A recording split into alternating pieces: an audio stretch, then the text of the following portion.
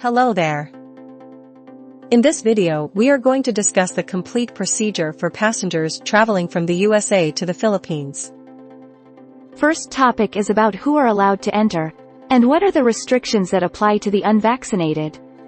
What does the new IATF Resolution 160A mean to Filipino nationals? What are the restrictions set by IATF Resolution 160B to Balikbayans?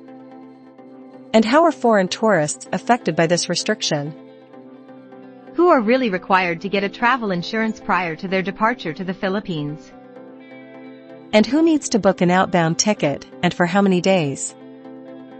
Number 4, what are the documents and registrations you need to secure and show upon your check-in? We are also going to discuss what is the protocol for those who are fully recovered but are still testing positive. Let's begin. Number 1 requirement. Everyone who is 4 years old and above must show a negative RT-PCR test taken within 48 hours prior to the date and time of departure. For foreign nationals, which include U.S. citizens and former Filipinos, you will only be allowed to enter with a negative test result. Filipino nationals, which include Filipino citizens and dual citizens, these are the things you need to know. The day of your actual RT-PCR test, mark this as day 1. If the result turns out positive, this is a guide on what you can do based on IATF Resolution 160A. You must call your airline to rebook your flight. Continue to watch so you know the possible dates for a new schedule. Another important thing you must ask from the airline is if they will allow you to board with a positive test result. In general, most airlines will allow you to board under 3 conditions. 1. If your final destination allows it. 2. If your layover country permits it. And 3. If their airline policy approves of it.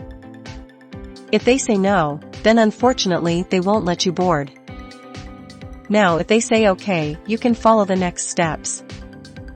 Call your doctor for your health assessment, or maybe an appointment to the doctor if necessary. It's important that the doctor will have a record whether your case is asymptomatic, mild, moderate, severe or critical. Then the doctor will advise you of your isolation protocol that you must complete. In the US CDC website, your isolation days for asymptomatic, mild and moderate cases is 5 full days. And for 10 full days, you are not allowed to travel. From day 11 onwards, you can take another RT-PCR test. If the result is negative, then you are good to go. If you want to fly using that new negative RT-PCR test, it can be used up to 48 hours prior to your new departure schedule. You can totally forget about the first positive result. However, in the unfortunate event that you still test positive, here are the things you need to know and do if you still want to travel, and if the airline said okay previously. You must secure a medical certificate from your licensed doctor. Your full name must be written as how it appears on your passport. All these things must also be written on it. Number 1, whether your case was asymptomatic, mild, moderate, severe, or critical. Number 2, that you have completed the mandatory isolation period. Number 3, that you are no longer infectious. Number 4, that you are now allowed free movement and travel. To summarize that, you need your first positive test result from your day 1. You also need your new positive test result after day 11. Then your medical certificate. The last thing you need to know is this. If you want to use the very first positive result from your day 1, you are given until day 30 to fly. It means that you can take an RT-PCR test result 48 hours before your departure on day 30, and if that test result is still positive, you can still use all these 3 documents that you have with you, and fly to the Philippines. Of course, if your airline will allow you to board. The next rule about 48 hours RT-PCR test is this. Your flight must be a continuous travel to the Philippines to be able to exclude your layovers in your 48-hour window. It means when you check in from your country of origin, or your first port of embarkation, if you get all your boarding passes, and your luggages are checked through from that first departure all the way to the Philippines. You just go directly to the transfer area of the airport during your layover, and are not forced to leave the airport premises. Your reference time is your country of origin or your first port of embarkation. Any time within that 48 hours window is valid, and outside of that is invalid. To make sure you don't get into any problem like delays, change of scheduled time of departure, make adjustments as necessary, like maybe 36 hours, or 24 hours depending on how logistically feasible this is for you. If you have international connecting flights, the next two rules can be summarized into one. Make sure you are not going to clear the immigration of your transit country, whether intentional or unintentional. What are the unintentional cases? For example, if you have a layover in Tokyo, Japan. The Tokyo Narita Airport is not connected with Tokyo Haneda Airport. In such a case you are forced to clear the immigration, and thereby effectively entering Japan. Another example, if you have a layover in cities like Kuala Lumpur, Malaysia, if you are arriving via Terminal 1, and you are departing via Terminal 2. These airport terminals are not connected. You will have to go out of the airport to get your luggages and check it in again. In such a case, you will unintentionally enter Malaysia and will be subjected to the quarantine protocols in Malaysia. For those with domestic flights in which you get only your boarding pass for your domestic flight, and in which you have to self-check in again the luggages for your succeeding flights, and get your boarding passes for your international flights, you must call your international flight carrier to verify your time reference. Number 2. The One Health Pass registration is required. The One Health Pass is the replacement to the Yellow Health Declaration checklist form which we always fill out upon arrival in the Philippines. Because of the pandemic, it is replaced with an online system, the One Health Pass. To register, just go to this website, www.onehealthpass.com.ph. You can access this using your desktop computers, laptop or any mobile devices. It is not a mobile app. To complete the One Health Pass EHDC, click this yellow icon which says EHDC. Do not be scared of this registration, you will only need 5 to 10 minutes to complete this. Upon successful registration, you will get a QR code which you have to take a screenshot of and show to the check-in counter staff. There are two ways to remember when to register. Number 1 is to just register upon receipt of your negative RT-PCR test result. This is the simplest. Number 2, if you worry about your 48-hour window, you may register within 3 days prior to arrival in the Philippines, or register on the same day you take your RT-PCR test. Then upon receipt of your negative test result, log into the EHDC using your QR code and last name, then upload your RT-PCR test result and take another screenshot of your QR code. Number 3. The Trace app is required at all Philippine airports, as mandated by the Department of Transportation. You can download and activate this in just 5 minutes, if you will follow our tutorial video. Number 4. Immigration documents. For Filipino citizens, your Philippine passport.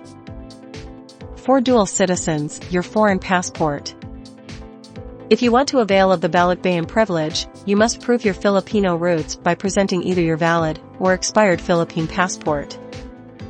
Or your authentic birth certificate.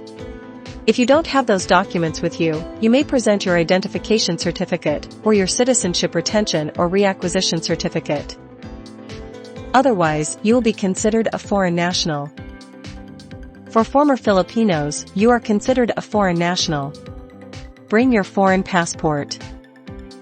If you want to avail of the Balikbayan privilege, you must prove your Filipino roots by presenting either your valid or expired Philippine passport, or your authentic birth certificate. For U.S. citizens who are traveling with their Filipino or former Filipino spouse or parent, you are eligible to the Balikbayan privilege, and will be given visa on arrival for a stay of 1 year. You must present your U.S. passport valid for at least 6 months before your arrival. To avail of the Balikbayan program, these documents will be asked from you, to prove your affiliation with the Filipino citizen.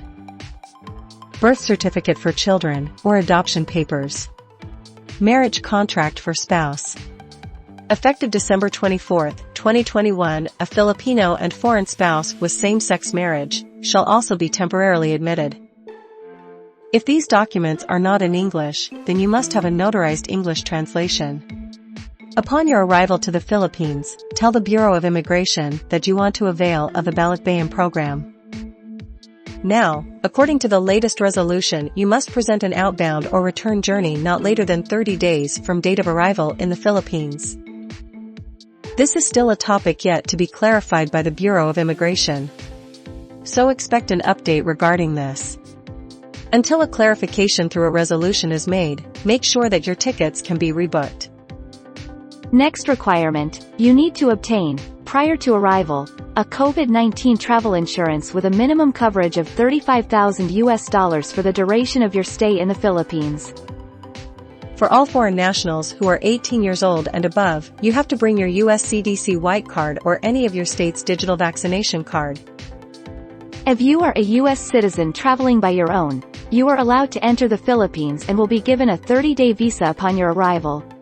Bring your US passport, which is valid for at least 6 months before your arrival. You must present an outbound or return journey not later than 30 days from date of arrival in the Philippines. For all foreign nationals who are 12 years old and above, you have to bring your US CDC white card or any of your state's digital vaccination card. We will discuss the vaccination rules in a much clearer presentation later, so please keep watching. Let's clarify who can enter the Philippines, depending on their vaccination status, nationality, and age. First, for Filipino nationals, Filipino citizens or dual citizens. For the fully vaccinated, you can enter and go directly home without hotel quarantine.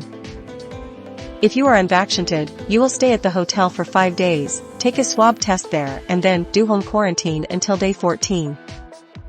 For minors who are 12 to 17 years old, it's the same. However, minors who are 11 years old and below, regardless of vaccination status, they will follow their parents' or guardians' protocol. For former Filipinos and U.S. citizens traveling with their Filipino or former Filipino spouse or parent. To those 18 years old and above, being fully vaccinated is a mandatory requirement to enter the Philippines. However, for minors 12 to 17 years of age, those who are unvaccinated will be allowed to enter, but will have to quarantine at the hotel. Minors who are 11 years old and below, regardless of vaccination status, they will follow their parents' or guardians' protocol. For U.S. citizens traveling without their Filipino spouse or parent, being fully vaccinated is a mandatory requirement to enter the Philippines.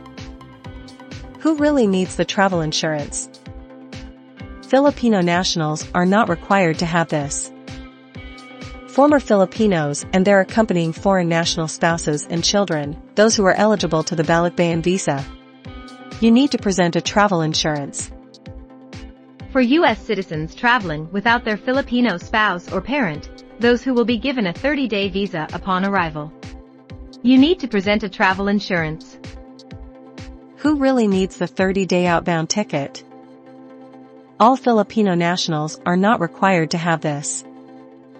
Former Filipinos and their accompanying foreign national spouses and children, those who are eligible to the Balikbayan visa. You need to have this outbound ticket until a new resolution is passed. For U.S. citizens traveling without their Filipino spouse or parent, those who will be given a 30-day visa upon arrival. You need to present this outbound ticket. You may apply for visa extension, so we highly recommend that you book a ticket that can be rebooked if you plan to stay for a longer duration. For whatever reason, that you do not have a US CDC white card, if you are able to secure a WHO yellow card and your doctor agrees to sign it, then that will also be accepted. If you were vaccinated in the Philippines, you can also present your VaxCert-PH.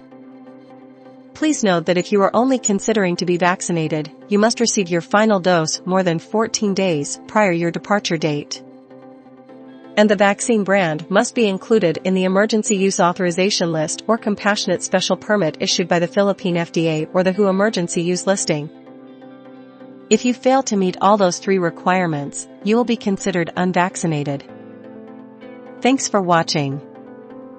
If you find this information helpful, please like this video. We also appreciate your comments and feedback. Consider to subscribe to get to see more updates like these. See you on the next update, and have a safe flight to the Philippines.